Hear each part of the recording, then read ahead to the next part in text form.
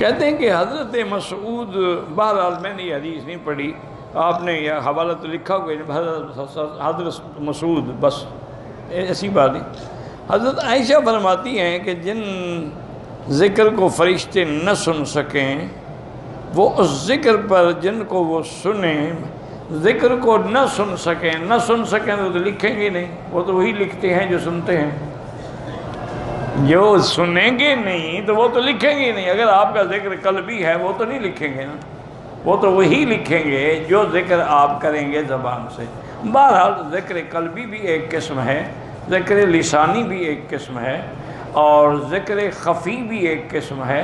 یہ ذکر کے اذکار اور اقسام ہیں، اس میں کوئی شک نہیں ہے، لیکن حالات کے مطابق کسی جگہ اگر ریا کا خطرہ ہو تو آہستہ کرے، ریا کا خطرہ نہ ہو تو زور سے کرے۔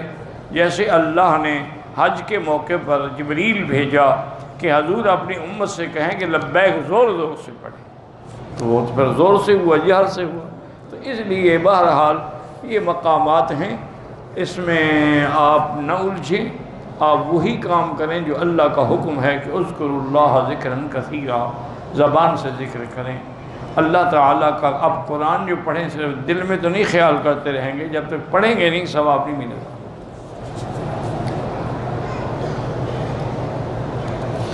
ہاں، مساجد کے اندر یہ جو لوگ اعلان کراتے ہیں کہ بچہ گم ہو گیا فلاں، پر مجبوری ہے چونکہ وہاں اور کوئی ذریعہ نہیں نا اعلان کا، تو اگر مسجد میں کسی کی مدد کی جائے تو کیا حرج ہے؟ من مکہ حبیبی نور سطع المدینہ